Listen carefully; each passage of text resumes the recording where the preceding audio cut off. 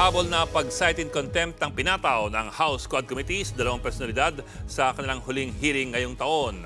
Ang isa kasi no-show, habang isa naman nagsisinungaling daw. Nasa frontline ng balitang yan si Marian Enriquez.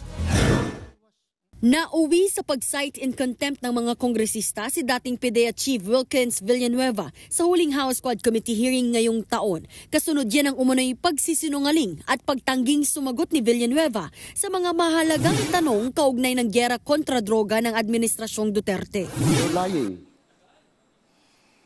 Oh, gusto mo i-cite ko na? Paano pa yung mukha mo eh? You're not respecting this committee.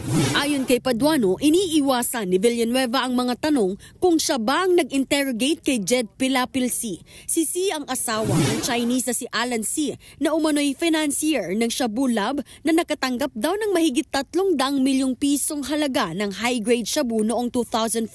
Si Alan C. rin ay tauhan ni Michael Yang na naging economic advisor ni dating Pangulong Rodrigo Duterte. Pero dahil malapit na ang Pasko, nagkasundo ang mga mambabatas na ipatupad na lamang ang detention ni Villanueva sa pagpapatuloy ng pagdinig sa Enero.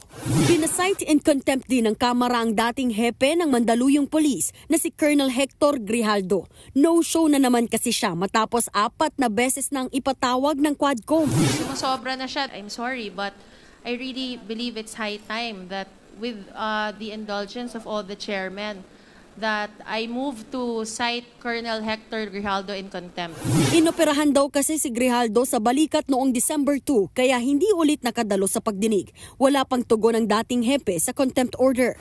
Samantala, tumestigo ulit sa Kamara ang customs officer na si Mark Taguba. Muli niyang itinuro ang tinatawag niyang Davao Group ni Congressman Paulo Pulong Duterte na siya umanong nasa likod ng talamak na drug smuggling.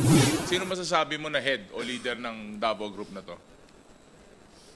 Well, tingin ko po si Paulo Duterte po.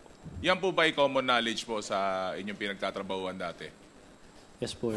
Hindi lang daw illegal na droga ang ini-smuggle ng Davao Group, kundi pati raw ang smuggling ng agricultural products, lalo na ang bigas. Hindi kontrolado ng custom officials ang Bureau of Customs. It's the Davao Group that was controlling during that time. Wala pang tugon si Congressman Duterte sa mga isiniwalat laban sa kanya. Nagbabalita mula sa Frontline, Marian Enriquez, News 5. Mga kapatid, Ed Lingaw po, maging maalam at may pakialam sa mga napapanahong balita sa ating bansa. Para sa mas malalimang pagtalakay at paghimay sa mga issue at headlines, tumutok lamang at pag-subscribe sa social media pages ng News 5.